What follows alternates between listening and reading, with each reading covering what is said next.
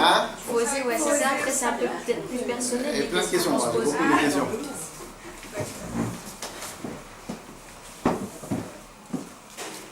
La dernière fois, j'ai fait que parler, donc à la fin, on s'est plaint. Ouais. Vous voulez que je me balle? Hein? Ah oui, petit Madame assez. Amy, commencez les hostilités. C'est quelque chose pour bien longtemps. Merci.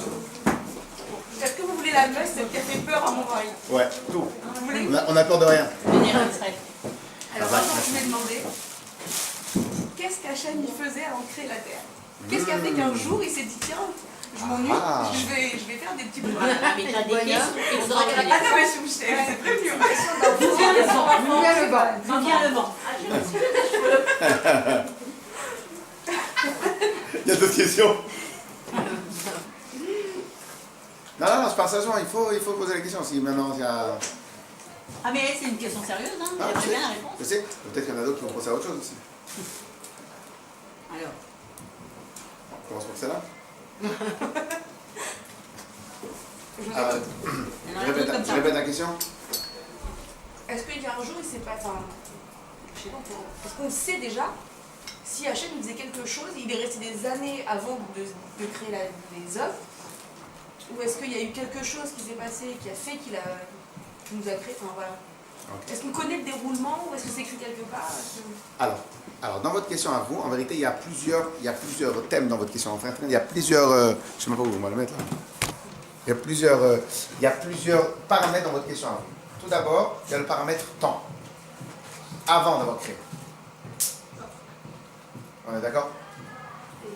Deuxièmement, il peut y avoir aussi dans votre question à vous, je crois que vous avez commencé à le dire, pourquoi il a créé? Ou qu'est-ce qui a fait avant d'avoir créé? Il y avait le pourquoi. Okay. Alors d'abord, cette question-là, on peut très bien l'assimiler à une autre question que très souvent les enfants ils posent. C'est quoi? Mais qui c'est qui a créé Dieu?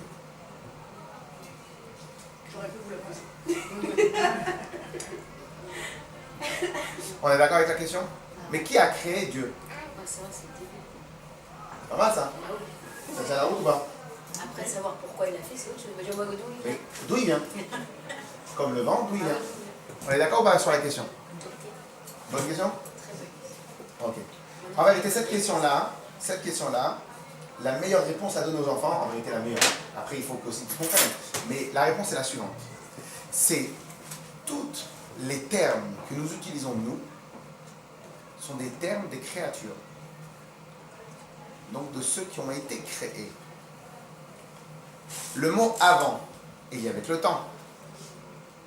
Mais le temps est une création de Dieu, autant que la matière est une création de Dieu, autant que l'espace est une création de Dieu, autant que tout est une création de Dieu. Le temps est une création de Dieu. Si on dit que le temps est une création de Dieu, donc Akadosh Baruch Hu, il prend le temps, il le modèle à sa guise. Parce qu'en final, en réalité, c'est qu'une création. Ah bah faut vous trouver Ouais, là, ouais, vous êtes bien ouais. cachés ce matin. Par contre, il hein. faut une chaise, il faut des chaises. Il Il y a une chaise encore. Pourquoi Bokato. C'est fait exprès, c'est pour... Ah ouais, c'est pour être plus intime, parce que ce matin il y a des questions-réponses, alors vous voulez de la bagarre. Donc la première question, je suis désolé, je n'arrive pas à trouver ma place où je me mets, parce qu'ici je ne sais pas où on va faire. Ok, alors la première question, c'est laquelle? C'est qu'est-ce que faisait Dieu avant d'avoir créé le monde? Ok. En fin de compte, donc je suis en train de répondre que la notion avant, c'est une notion de temps. Avant, et comme le temps, il a été créé par Dieu, donc chez Akadosh Baruch Hu, il ne peut pas y avoir la notion de temps avant. Comme il ne peut pas avoir la notion de temps, donc au final, pour Dieu, la notion de temps, c'est comme une cuillère. Autant que la cuillère, on vient, on la déplace, on la met ici, on la met à droite, on la met à gauche, on la met quand on veut, on la démarque quand on veut, on la paramètre comme on veut. De la même manière, chez Akadosh Baruch Hu, la notion de temps, on la paramètre comme on veut. Puisqu'au final, le temps est une création de Dieu. Donc si maintenant le temps est une création de Dieu, donc avant qu'Akadosh Baruch Hu ait créé le temps, je n'y avais pas de temps. Autrement, est-ce qu'on peut donner un âge? On ne peut pas donner d'âge. Parce que l'âge, c'est une notion de temps. Et comme dans l'âge, comme Dieu il a créé le temps, donc au final, le temps, l'âge de Dieu, il est de 5774 ans. Parce que pour nous, L'âge a commencé à partir de Bereshit, à partir de la création du monde. Donc ça fait 5774 ans. Par conséquent, comment? On n'est pas apte à comprendre ça. Non, mais on n'est pas apte à palper quoi? Le fait que Dieu y a créé le temps. Bien sûr qu'on est apte à comprendre. Non, on comprend le temps, mais on ne peut pas comprendre sans le temps. Donc on est obligé de... Nous, on est limité aux paramètres qu'Akadosh Baruch Hu il a fait. Okay? De la manière que imaginez maintenant, demain je vous dis, c'est quoi être nos limites dans l'argent? On connaît ça. Comment vous paraît que vous ne connaissez pas? Comment vous paraît que vous ne connaissez pas? Vous savez pourquoi on ne connaît pas? Parce que même les plus grands milliardaires, qui fassent de leur argent. Ils font quoi? Ils vont en vacances dans des îles Caïmans. Ils font quoi? Ils font quoi maximum de leur argent? Ils vont 5 fois par an en vacances. Mais comment ça le donner? Parce que justement, ils ne peuvent pas le dépenser. Exactement. Pourquoi? Ils ne peuvent pas les obliger de donner la moitié, je ne sais plus combien de... Parce que vous savez, c'est-à-dire quoi 5? Parce que même dans tous vos rêves, dans tous nos rêves les plus fous d'argent, je pense qu'avec 20 millions d'euros, pour madame Ali, peut-être 50 millions d'euros, mais peut-être avec 20 millions d'euros, on n'en peut plus, on est fatigué. Non, ils ne peuvent pas dépenser les intérêts de leur argent. Les grands milliardaires ne peuvent pas dépenser en un an les intérêts de leur argent. Donc cela veut dire que nous, on n'a même pas la notion exacte de qu'est-ce que ça veut dire le no-limit dans l'argent. Donc évidemment que nous, on ne peut pas vraiment avoir la notion, à plus forte raison, de la notion du temps et pas du temps, avant le temps, pas le temps. Mais en tout cas, on peut comprendre qu'avant la création de quelque chose, ce n'est pas là. Donc avant la création du temps de la part d'Hachem, il y a la notion du temps. Donc le avant, c'est que avant la création. Après, il y a une autre question qu'on peut se poser. En tout cas, ce que les enfants ils posent. On pourrait se poser. Non, mais très souvent, les parents, ils sont le plus bloqués avec les parents des enfants. Pourquoi? Parce que nous, on nous a tellement éduqués, on nous a tellement mis dans la tête, qu'on a des fois, dans certains cas, on a arrêté de réfléchir. Ils sont au début de commencement de réfléchir, donc eux, ils n'ont pas de tabou. Eux, ils gagnent, ils envoient les questions directes. Ok? Deuxième chose qu'on peut. Alors, ils sont ennuyés. On est d'accord? Ça doit être angoissant quand même pour lui. Très bien. La notion d'ennui, c'est aussi une notion humaine. On peut appeler ça comme on veut, mais il ne faisait rien. Mais ça veut dire quoi faire rien? Pour vous, est-ce que ça arrive à un moment où vous faites rien? On respire, on truc, on... Non, il faisait quoi? Mais faire quelque chose. C'est une action. Je vous donne un exemple. Dieu préserve, il y a des gens qui n'ont pas de travail. Ils sont très très mal, financièrement, Dieu préserve. Ils vont s'appeler, eux, des bons à rien. Ça veut dire que si je ne fais pas, je ne sers à rien. Mais cette notion-là de si je ne fais pas, je ne sers à rien, ça veut dire que toi, tu es, EST, tu es par rapport à ce que tu fais. Alors, on va rentrer dans une autre notion. Il y a marqué dans le Rambam, dans le tout premier chapitre du Rambam, c'est qu'Akadosh Baruch Hu, il a une grande particularité. C'est que tout dépend de lui, mais lui dépend de personne. Tout dépend de lui, mais lui dépend de personne. Si lui, il n'est pas là, tout s'écroule, mais si tout s'écroule, lui, il continue à rester là. Ok? Deuxième point, on va appeler Akadosh Baruch Hu, par conséquent, le seul être vraiment libre. Même le président de la République, encore, c'est évident, mais même les hommes les plus puissants sur Terre ne sont pas libres. Pourquoi? Si la voiture ne marche pas, ils ont besoin d'aller prendre une voiture. S'ils n'ont pas leur avion, ils ne peuvent pas se déplacer. S'ils sont malades. S'ils sont malades, si le docteur ne peut pas venir tout de suite, il n'est pas libre. Si maintenant sa femme lui a pris la tête, il n'est pas libre. Donc au final, on est tous interdépendants d'une multitude de systèmes. Après, dans le système, il va y en avoir certains qui vont être en bas de l'échelle, plus en haut de l'échelle, et des fois, même ceux qui sont le plus en bas de l'échelle, ils sont peut-être des fois le plus libres. Ils n'ont pas d'obligation, ils n'ont pas de compte à rendre à personne, ils n'ont pas de rendez-vous, ils n'ont rien du tout. Ok, on est d'accord. Mais en vérité, la vraie liberté n'existe pas, parce qu'on est tous dépendants d'un système. Donc la vraie liberté n'existe pas. Pour être libre, il y a une seule solution. C'est d'être dépendant de personne. On est d'accord? Si maintenant je suis un bon à rien, ou quelqu'un qui fait quelque chose, juste par rapport à la quantité de travail que je vais faire, ou juste par rapport à ce que je vais produire, cela veut dire que je suis être, ou cela veut dire que je ne suis qu'à travers ce que je fabrique et ce que j'ai. Donc je rentre dans une dépendance. C'est pour cela que moi j'ai dit plusieurs fois qu'il faut faire très attention à travailler sur nous-mêmes pour être, mais non pas pour être ce qu'on a, mais pour être ce qu'on est. Quelle est la différence pour être ce qu'on a et être ce qu'on est? Quelqu'un, dès qu'il va avoir une grande situation financière, très souvent malheureusement c'est comme ça, il va lever le nez. Dieu te préserve, si la personne n'a pas une grande situation financière, bon, il va être plus à l'écoute. Mais dès lors que tu as, ta nature elle change. Donc au final, cela veut dire que tu n'es pas ce que tu es ce que tu as. Ta nature à toi va dépendre de ce que tu possèdes. Si maintenant, tu es tout au début de la yeshiva, tu connais rien, alors tu écoutes tout ce qu'on te dit. Mais dès lors que tu commences à étudier beaucoup, là tu commences à filtrer. Non, celui-là, il n'a pas un grand titre. Je ne l'écoute pas. Ah, celui-là, non, c'est une petite yeshiva qu'il a. Non, moi je vais écouter que les grands roches yeshiva. Alors que tout le contraire est marqué dans la Mishnah. Qu'est-ce qui est marqué dans la Mishnah? Ezou chacham, alomem, Nicol Adam. Qui est chacham? Celui qui apprend de tout homme. Même du plus petit, du plus grand, de qui vous voulez. Donc, la personne, elle va se limiter par rapport à ce qu'elle a, puisqu'elle a de grandes connaissances, puisqu'elle a étudié beaucoup la Torah. Donc, automatiquement, elle va se limiter à elle-même, à ce qu'elle a. En fin de compte, c'est tout le contraire de ce que la Torah nous demande. La Torah nous demande d'être. C'est quoi d'être? Indépendamment de tout ce qui peut exister. Si maintenant il y a une conjoncture difficile, je garde Torah mitzvot. S'il y a une conjoncture facile, je garde Torah mitzvot. Si maintenant il n'y a personne qui me laisse faire travailler, sinon c'est pour Shabbat, sinon je ne veux pas travailler, eh bien je respecte Shabbat. Ah, mais d'où d'où tu vas avoir à manger, Ezri Ma'im Hashem, c'est Akadosh Baruch Hu.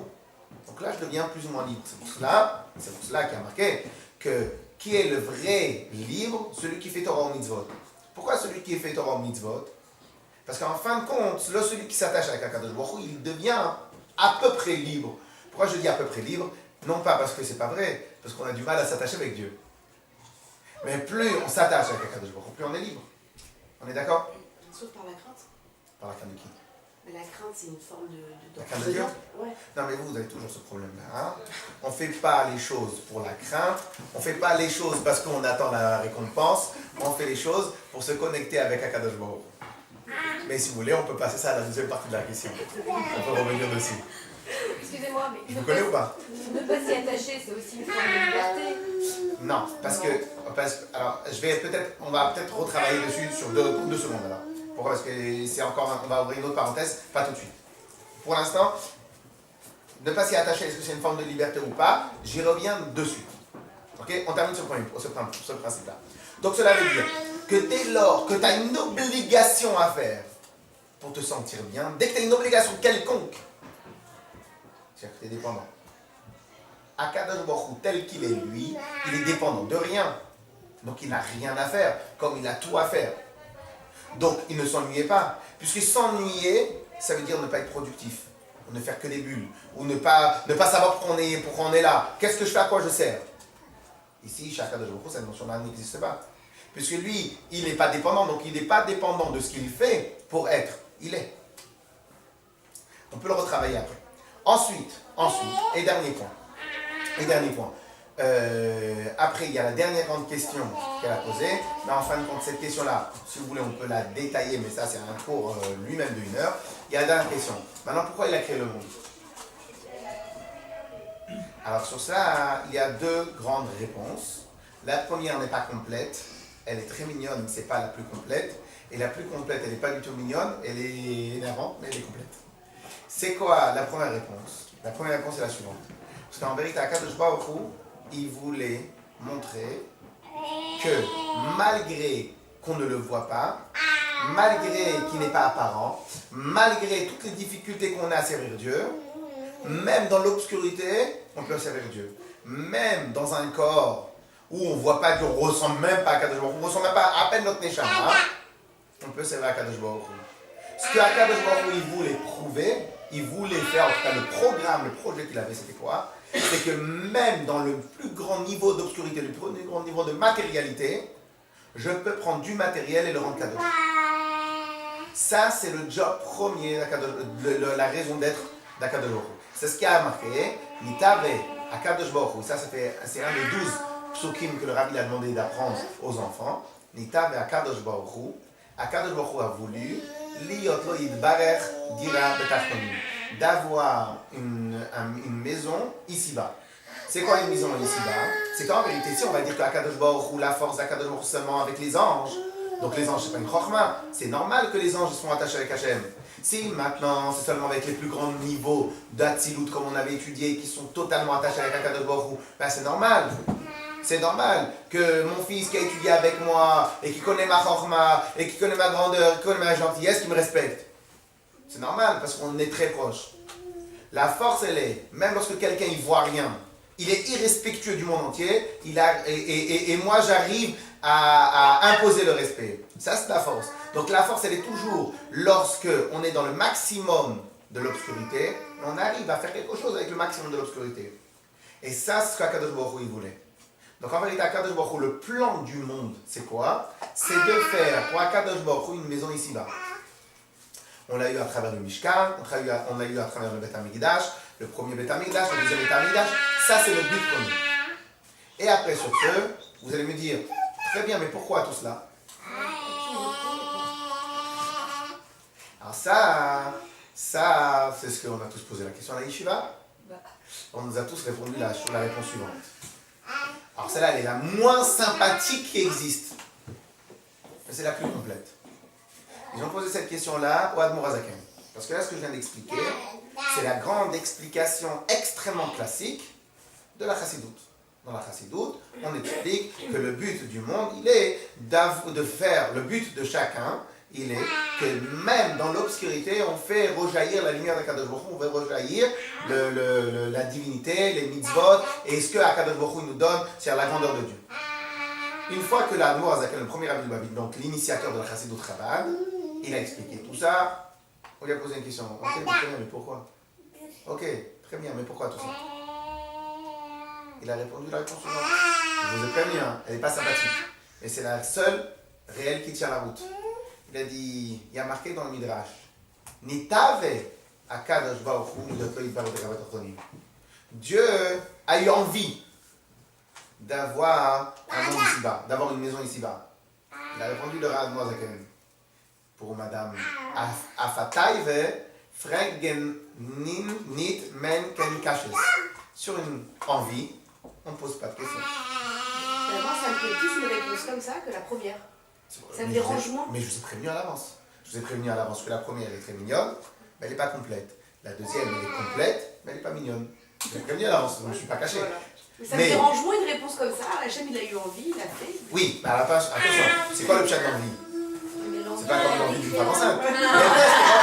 Mais reste, pourquoi pas? Pourquoi pas? Parce que même vous ne savez pas pourquoi. Mais dans le principe, l'envie, c'était que c'était son plaisir. C'était ce qu'il voulait avoir. Ah, pourquoi il voulait avoir? Mais l'envie, elle a été créée en même temps que nous. Pas obligé, pas obligé. Pourquoi vous dites en même temps? Bah, c'est comme le temps. Le temps, l'envie. Non, parce que vous parlez de l'envie. C'est des notions à nous, tout ça, c'est pas des notions. L'envie. Alors, nous, la règle, elle est que tout ce qui est marqué dans la Torah, la Torah elle a utilisé les termes en langage humain. Envie, pas envie, plaisir, crainte, énervé, tout ça. Mais il est évident qu'Akadosh Baruch Hu, il n'est pas énervé. Il est évident qu'Akadosh Baruch Hu n'a pas d'envie. Il est évident qu'Akadosh Baruch Hu, en tout cas, pas les envies que nous. Maintenant, mais de l'autre côté, si la Torah nous a parlé qu'Akadosh Baruch Hu il a des envies, c'est qu'il a aussi des envies. Quelles vont être la différence entre les envies d'Hachem et nos envies à nous?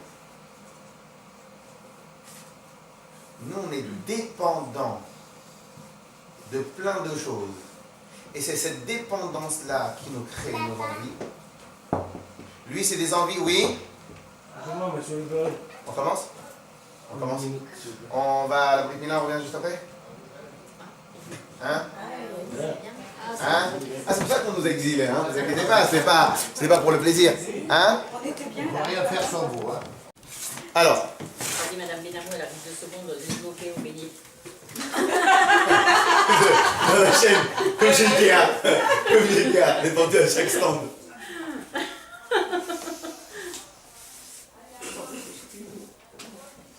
Vous êtes terminé le stand, je vois. Vous êtes arrivé au dessert.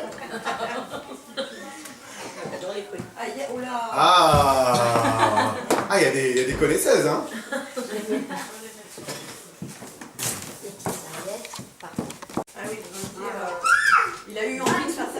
Ouais, alors on avait dit ça. Donc au final, cela veut dire que, étant donné qu'il a eu envie de faire ça, alors maintenant sur une envie, alors on avait expliqué que étant donné, alors la différence entre nos envies à nous et les envies d'Akadosh Baruch Hu, c'est que nous on est dépendants. Je vous donne un exemple.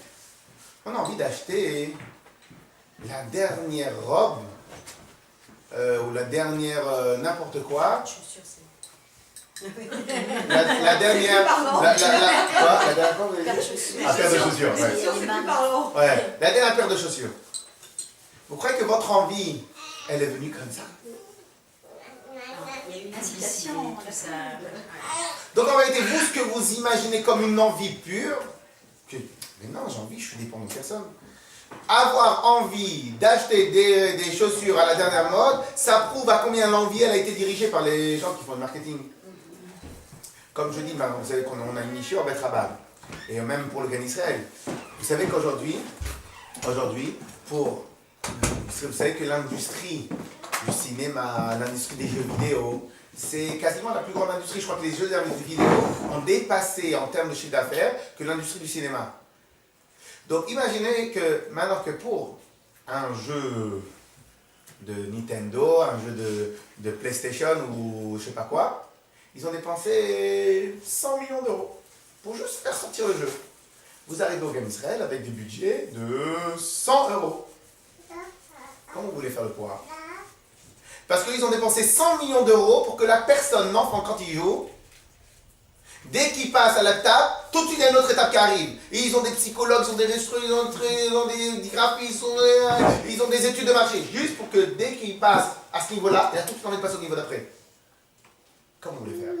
En vérité, c'est compliqué. Bon, ça c'est au passage qu'il faut faire attention à ce qu'on donne à nos enfants à manger sous les yeux. Parce qu'au final, à la fin, ils vont perdre les vraies valeurs. Donc ça, c'était un message au passage. Mais en tout cas, ce que je veux dire par là, c'est qu'on croit que nous, l'envie d'acheter telle et telle chaussure, c'est une envie pure, une envie totalement libre, c'est une envie totalement soumise. Pas libre, soumise. On est soumis au loi du marché. Si maintenant, un tel, il a décidé que ce truc-là, il va faire un carton, il va mettre des millions d'euros dans la pub, bon, des fois, ils se plantent pas. Très souvent, ils se plantent pas parce qu'ils ont fait des études auparavant, et comme ça, ils réussissent. Donc, en vérité, nous, la différence entre nos envies à nous et les envies d'Akadosh Baruch Hu, c'est que nos envies, la seule comparaison qu'on peut donner entre nos envies à nous et les envies d'Akadosh Baruch Hu, vous savez c'est quoi? C'est que dans les deux cas, ça s'appelle de l'irrationnel. Même chaque Akadosh Baruch Hu peut utiliser ce terme-là, rationnel ou irrationnel. Mais, en dehors de ce point commun que envie prouve quelque chose d'irrationnel, vous avez envie d'acheter la paire de chaussures, vous trouvez que c'est irrationnel, mais en réalité c'est totalement rationnel, c'est parce qu'il y a des pubs de partout. Mais de chez vous, ça vous prend de manière irrationnelle. Donc la seule comparaison qu'on peut faire entre Akadosh Baruch Hu et nous, c'est que l'envie elle est irrationnelle. Mais nous, nos envies à nous, c'est des envies qui sont totalement dépendantes. Chez Akadosh Baruch Hu, c'est des envies libres. À partir de ce moment-là, on voit la différence entre les envies d'Akadosh Baruch Hu et nos envies à nous. Donc au final, sur une envie qui est irrationnelle, mais qui reste une envie, on ne pose pas de questions. C'est comme ça. Et ça, c'est la vraie réponse. Et la vraie réponse, parce que nous, on ne peut pas comprendre tout cela. Ah ben non, donc pour revenir sur tout le début des questions, qu'est-ce qu'Akadosh Baruch Hu faisait avant? Alors maintenant, pour revenir sur le principe d'avant et d'après. Alors ça peut être aussi, cette explication qu'on a donnée, ça peut être aussi une réponse sur est-ce que Akadosh Baruch Hu nous enlève notre libre arbitre, puisqu'il connaît tout à l'avance. Pas mal ça, hein? Vous n'y avez pas pensé ça là? Non, c'est parce que je pense que je connais la réponse. Ok, très bien. Alors en vérité, sans rentrer dans la vraie histoire, le vrai principe du libre arbitre, sans rentrer dans cela, chez Dieu, il est au-dessus du temps, puisque le temps est une créature, il est au-dessus de nous, puisque nous on est une créature, donc le temps est une créature, donc il est au-dessus du temps. À partir du moment où il est au-dessus du temps, la notion avant l'acte et après l'acte, elle n'a pas lieu d'être chez Dieu, puisque l'avant et l'après, c'est pour nous. Donc au final, il sait ce qu'on va faire, sans pour autant influencer sur ce qu'on va faire. Pourquoi? Parce que le fait qu'il sache ce qu'il va faire, c'est parce qu'il est au-dessus du temps. Donc le temps est une machine comme autre chose, comme toute autre chose. Donc c'est comme si maintenant vous avez une machine qui fabrique des gâteaux, vous mettez la farine au début, et à la fin il sait que à la fin il va sortir le gâteau. Mais comment il sait qu'il va sortir le gâteau? Mais comment t'as pas encore vu? Alors le petit enfant que lui, il regarde à travers le filet plexiglas pour voir toute la machine. Il dit, waouh, mais regarde comment ça se fabrique à chaque fois et tout, etc. À la fin, quand tu vas voir le gâteau, il va être émerveillé. Mais une fois que tu as maîtrisé la machine, donc tu sais ce qui va se passer après. Et ainsi de suite, donc des choses beaucoup plus complexes. Donc à partir du moment où tu es au-dessus du temps, tu n'es pas lié avec, tu vois ce qui se passe à chaque fois qu'il se passe. En tout cas, ça, donc, avant la création, ben, il n'y avait pas de temps. Donc à Kadosh Baruch Hu, la notion de 5574 ans, cette notion-là, et puis, par rapport à nos chiffres à nous, ça peut être des milliards d'années. Ça peut être des milliards d'années, comme ça peut être un instant, comme ça peut être rien du tout, puisqu'il n'y a pas la notion de temps. Et dernier point sur cette question, d'après vous, qui est l'intrus? C'est le monde qui est l'intrus ou c'est Dieu qui est l'intrus? Pourquoi l'intrus? Quand on dit intrus, c'est on est une bande d'amis, et il y a quelqu'un qui vient comme un cheveu sur la soupe. Comment ça va, tout le monde est... C'est un intrus. C'est quoi un intrus? Ici, il y avait une réalité du terrain. L'autre, il arrive comme ça, en plein milieu. En même temps, Dieu n'aurait aucun intérêt sans...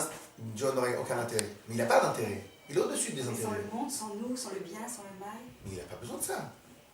Mais il n'a pas besoin de ça. Alors pourquoi Si vous dites qu'il a besoin, c'est qu'il est dépendant. Si vous dites qu'il est dépendant, c'est qu'il est plus Dieu. C'est lui qui l'a voulu, c'est lui qui l'a créé. C'est pour ça que vous avez répondu des réponses. La Torah. Non. Mais la Torah, c'est lui. La Torah, c'est lui. Mais pourquoi il a créé le Elle ne monde? servait pas aux c'est- gens, elle ne servait à personne, en l'état où elle était. Elle existait déjà. Donc au final, la Torah n'existe que parce qu'elle a, parce qu'elle va servir. Donc comme la personne qui se sent bon à rien lorsque maintenant il fabrique rien. C'est un peu. Donc on est dépendant. C'est un peu comme il n'y a pas de roi s'il n'y a pas de sujet. Très bien. Donc j'accepte tous les problèmes. Mais le problème c'est que j'ai qu'une seule réponse à vous donner. Cela veut dire que si à Kadosh Baruch Hu, il n'avait pas de sujet, il va s'ennuyer. Donc il est dépendant. Si on dit qu'il est dépendant, il n'est plus Dieu. Le principe de la dépendance. En ce moment, je suis en pleine crise sur l'électricité. En vérité, quand vous réfléchissez bien à l'électricité, le plus et le moins. L'électricité, c'est que le plus et le moins. C'est l'attirance normale du plus et du moins. C'est ça l'électricité. Il y a les protons, il y a les électrons, et chacun, il est un plus, l'autre, il a un moins, et chacun, il essaie de se rejoindre. Pourquoi ça marche comme ça? Parce que Dieu, il a créé dans la nature humaine qu'on va tous en binôme, et que personne n'est totalement libre. L'homme, il est une moitié sans sa femme, la femme, elle est une moitié sans l'homme. L'électricité, c'est le plus et le moins. C'est-à-dire que le moins, il recherche à trouver le plus, il recherche à trouver le moins, et ainsi de suite. Donc la création, elle a été créée dans la dépendance. Vous allez où vous voulez. Il n'y a rien qui est totalement libre. Il n'y a rien qui est libre. Si on veut réfléchir avec nos paramètres à nous pour comprendre Dieu, donc on rend Dieu une créature comme une autre, sauf plus puissante. Non. Encore une fois, moi j'aime bien les questions, j'aime tous les tableaux. Si vous n'êtes pas d'accord, il faut le dire. Mais j'ai qu'une seule réponse à vous donner. Par contre, j'ai une autre question qui. J'ai qu'une seule réponse à vous donner, je ne peux pas vous donner une autre, parce que c'est la réponse. Dès lors qu'on le rentre dans une dépendance, c'est plus Dieu. Par rapport au binôme, est-ce qu'on est tous avec un Mazal prédéfini? Ou est-ce que. Est-ce qu'il y a des gens à quel jour ils se disent, voilà, lui il va naître, mais de sa vie, il va finir seul? Est-ce que. Alors, Alors oui, mais est-ce qu'on l'a raté? vous vous rappelez, j'espère que vous vous rappelez que c'était un des premiers cours que j'ai fait. Exact. T'es peut-être pas là. Je faisais le service. Ah, c'est vrai? C'est vrai, exact. Non, mais ça fait plaisir. Ça fait Et plaisir. voilà, vous savez quoi, je me rappelle. Ça fait plaisir qu'on va plus écouter. C'est des questions qui, forcément, avec ce qu'on vit, ça revient. Quand je vois quelqu'un que vous connaissez qui, par exemple, qui trouve pas, je me dis, race des chats, mais est-ce qu'il y a des gens qui sont voués à vivre seuls? On est voué à rien. Parce que c'est nous qui faisons le libre arbitre, donc on est voué à rien. Dès lors, on considère ça comme la deuxième question? Ou la première question elle est réglée? Et puis il y a aussi, ici, il y avait Chava qui devait répondre à une question. Mais je ne me rappelle plus sur quel point c'était arrêté. Moi non plus, je me souviens. Ah, mais c'était, on va reprendre sur la galoute et la notion de Machia. Non, Non, c'est pas évident ça, plus précisément. non, c'était On pas était ça. sur un point déjà. Ouais, mais c'était c'était lié. C'était la liberté. Ah, tout à l'heure, oui, non, le fait de ne pas s'y attacher, c'est aussi une forme de liberté. Bon, alors je commence par laquelle? Ah bah les yeux. Parce que j'en ai plein d'autres. Non, ouais, moi aussi j'en ai. Alors, est-ce que la première question est réglée? Mais c'est pas facile. Ah, ça c'est... Elle est acquise. Ça c'est... Non, mais il faut pas que ça soit... Le but de notre cours à nous ici, c'est que... Je veux pas que ce soit que de la émouna. Je veux pas que ce soit que de la émouna. Que croire. Comme je dis toujours dans les cours de Chassidut, la Chassidut, elle explique des choses qui sont poussées, qui sont très profondes, des choses qui sont dans une compréhension de la création du monde, etc. Vous voulez rester avec nous? Et donc, comme je dis toujours dans les cours, c'est que la Emouna, on l'a avant d'avoir, avec moi, la Emouna, on l'a avant d'avoir ouvert le livre, et une fois que le livre est fermé. Mais pendant que le livre est ouvert, ça n'existe pas la Emouna. Avec moi, Bezrat Hashem, ça n'existe pas la Emouna. Chaque chose, on doit essayer de comprendre. Okay? Donc, après, il y a des choses, il y a des notions qui sont compliquées. Si maintenant, moi la vérité, je ne connais pas, mais imaginez maintenant qu'aujourd'hui, on doit m'expliquer comment un avion, vraiment, ça vole. Et je ne me suis pas vraiment prononcé sur la question, j'ai toujours un peu de mal à y comprendre. Parce qu'il faudrait une puissance de moteur, je n'arrive pas à vraiment faire le calcul de puissance de moteur. Ah, donc, après, il faut que je me travaille dessus. Il faut que je l'étudie, il faut que je le travaille, il faut que je réfléchisse, il faut que je comprenne, etc. Donc, ça prend du temps. Mais c'est accessible. C'est accessible. Donc, c'est accessible, juste il faudra le retravailler. Donc la première question était réglée plus ou moins. On pourra en revenir une autre fois. Alors maintenant, pourquoi, si on ne s'attache pas à Dieu, on reste soumis à un système? Alors tout d'abord, il faut, pour répondre à... C'est ça votre question, non? Si on est attaché, on reste soumis. Si on n'est pas attaché, on est libre. Non, moi, ma question c'est que dans les deux cas, je veux dire, pour moi la liberté, c'est la liberté de choix. Donc s'y attacher ou pas. Donc si on est attaché à quelque chose, on n'a pas la liberté du choix. Si, on a eu la liberté de choisir de s'attacher. C'est ça la liberté. Parce que de toute façon, la vraie liberté, comme vous l'avez dit, on est toujours dépendant de quelque chose. À partir du moment où on vit en société, on est dépendant du système, des différents systèmes qui interagissent. On est dépendant par rapport à autrui, on est dépendant par rapport à soi-même. On est aussi dépendant de soi-même, on est dépendant de ses besoins, on est dépendant de son enveloppe corporelle, on est dépendant de plein de choses. Mais au moins, il y a une certaine forme de liberté dans le fait de pouvoir choisir, d'avoir ses propres choix. Est-ce que vous avez compris la question? Donc, je pense que je peux le traduire comme ça. Si on a fait le choix de choisir dans la Torah, donc on a fait un choix, mais après on n'a plus tellement de choix. Et donc, où est-ce que va être le libre arbitre? Où va être ma liberté si j'ai décidé de m'attacher avec la Torah? Ouais, et c'est ça. Et le fait de ne pas s'attacher, c'est aussi une forme, pour moi, c'est aussi une forme de liberté. Très bien. D'avoir choisi. En fait, la liberté, c'est de choisir sa dépendance. Très bien. Alors maintenant, Claire, la question? Alors en vérité, cette question-là, elle est liée à deux réponses, à deux points. Premièrement, mais ça c'est tout petit, mais on va quand même le dire, quand on a choisi d'être dans la Torah, on ne nous a pas enlevé notre libre arbitre pour autant. À chaque fois que je prends un mésonote, je fais le choix de faire la bracha ou pas de faire la bracha. À chaque fois que je vais à la choule, je peux ne pas aller à la choule. À chaque fois que je fais une mitzvah, je pourrais ne pas faire la mitzvah. À chaque fois que je fais quelque chose, je pourrais ne pas faire la chose. Là, il est déjà des amis.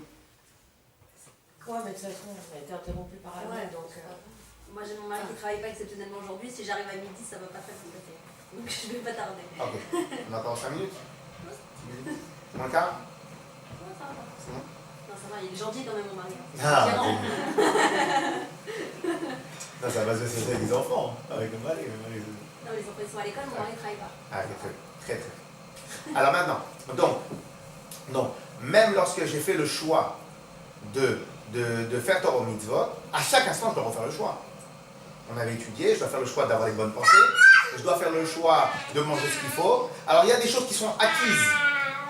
Comme de la même manière qu'un enfant, il a été bien éduqué, donc il dit s'il vous plaît et il dit merci, mais il a le choix un jour ou l'autre de ne pas dire s'il vous plaît, de ne pas dire merci. Sauf que comme il a compris, Et il a compris c'est quoi le principe du respect, il a compris que c'est réciproque, il a compris que c'est mutuel. Donc, il a décidé que c'est ça acté pour lui. Et je dis s'il vous plaît, je dis merci. C'est acté. Et personne ne lui a empêché de l'enlever.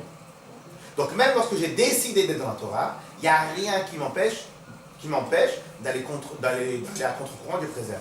La preuve, c'est que nous avons malheureusement eu une des mauvais exemples, un tzaddik, que lui, il s'appelait Elisha Ben Avouya, était un grand maître, c'était le maître de Rabbi Meir Balamès, et au milieu de sa vie, il est passé à côté. Il est passé à côté complètement, passé à côté totalement. Donc il est parti dans une vie pas juive du tout, etc. Et Mazar, Rabbi Meir continue à apprendre la Torah de lui parce qu'il était un génie. Et on a eu un autre cas aussi, que ce qu'on appelle Shimon HaTzadik, pas Shimon HaTzadik, un Kohen Gadol, qui pendant 80 ans il était Kohen Gadol, et à la fin il est parti avec les Séducéens. Donc il y a Dieu, parmi la règle d'or de la constitution humaine, Dieu n'enlève pas le libre arbitre. Parce que si maintenant Dieu il enlève le libre arbitre, ne serait-ce qu'un seul instant, toute la notion de punition, de récompense tombe à l'eau. Parce que la notion de récompense n'est liée que c'est le choix. Mais jamais je donnerai une récompense à un robot. Pourquoi vous n'avez jamais pensé à donner une récompense à votre voiture? Je donne de l'essence, c'est bien. Non, l'essence, c'est pas une récompense, c'est pour vous. Pourquoi vous n'avez jamais donné de récompense à votre voiture, quoi? Pour ses bons et loyaux services. Elle vous amène là où vous voulez. Hein? Parce que c'est une Mais machine. pas pour la C'est une machine, pas de manque. Parce qu'elle n'a pas de choix. C'est une machine, elle n'a pas de vie, quoi. Mais la logique, parce qu'elle n'a pas de choix. Parce qu'elle n'a pas le choix.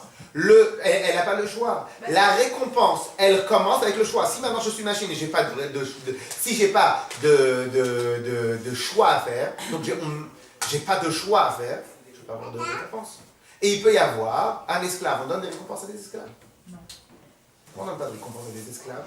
Ouais, non, je sais pas. Non. Ce que je voulais dire, c'est pas. Vous avez pris la voiture, mais en fait, un esclave qui doit juste le remercier d'être en vie, je ne donne pas de récompense parce que je travaille. Les animaux, on les récompense, pourtant ils Non. ont envie de faire un choix. Quelle récompense? Non, mais je veux dire, le chien qui ramène des pantoufles à son maître, on lui donne un os. Mais non, on lui donne un os, comme ça il me ramène encore une autre fois les planton. Parce que j'en ai besoin. Parce que j'en ai besoin. Parce qu'ils comprennent que ça comme langage. Non, parce qu'ils comprennent ça comme langage. C'est tout. Comment ils font pour dresser les animaux?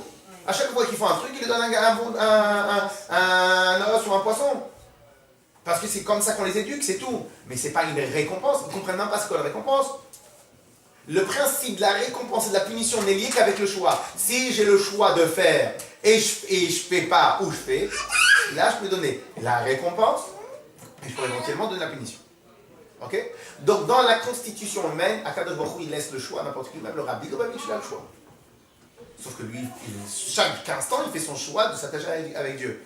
Mais il n'y a personne à qui Akadosh Baruch Hu enlève le choix. Ok? Très bien. Donc, on enlève cette histoire-là. Donc, choisir la Torah, c'est une liberté de choisir la Torah, comme autant une liberté de choisir pas la Torah. On a la liberté. Mais malgré tout, on va dire, en tout cas nous, dans la Torah, on considère que la liberté, c'est lorsqu'on a choisi la Torah. Et c'est la Torah qui nous donne une vraie liberté. Plus que lorsqu'on l'a pas choisi. Plus que lorsqu'on choisit d'autres choses. Alors voilà, maintenant sur ça, donc ça c'était la première partie de la réponse. Maintenant la deuxième partie de la réponse. Aujourd'hui, ce qui est lié avec l'histoire de marketing pour les chaussures. Aujourd'hui, toutes les idées qui sont bonnes et totalement bonnes aujourd'hui, on peut presque dire qu'à 90%, voire peut-être 99%, voire 100%, dépendent totalement de l'ère du temps. Je vous donne un exemple qui m'a dérangé, mais qui m'a un peu fait rigoler. Aujourd'hui, il y a eu le printemps arabe. On va dire pas un printemps, c'est un automne, c'est un hiver, c'est ce que vous voulez. Mais concrètement, ils ont fait une révolution. En Syrie, 140 000 morts. Et tout l'Occident, il a dit, ah, comment on peut tuer autant de gens? Celui qui lit un peu l'histoire de la France et de l'Europe. Ça s'est déjà passé en Europe. Quand ils ont massacré des protestants, quand les rois ils tuaient des villes entières parce qu'ils n'ont pas payé leurs tribus, leurs impôts, quand il y a eu des guerres non-stop, Et les rois, avant de se réconcilier 5 ans après, ils ont tué la guerre de 100 ans. Pourquoi? Pour le pouvoir d'une seule personne. La seule différence entre nous et eux, pourquoi nous on ne les comprend pas maintenant? Parce que nous on a déjà digéré ça. Nous, notre printemps à nous, en Occident, et comme les États-Unis proviennent aussi de l'Europe, donc en vérité le printemps non arabe, le printemps occidental, il a eu lieu. Il a eu lieu. Il y a eu la Bastille, la prise de la Bastille. C'est quoi la prise de la Bastille? C'est quand on a inventé la monarchie. Et même après la Bastille, il y a eu aussi pendant un moment où ils ont fait la terreur ou je sais pas quoi, et ils ont tué tous les gens, le premier gouvernement. Le premier gouvernement juste après la Bastille, il a tué tout le monde. Pourquoi? Parce que tout celui qui levait les yeux, ah toi t'es monarchique, hop on le tue. Donc il y a 300 ans, c'était combien de temps il y a la Bastille? Il y a 300 ans.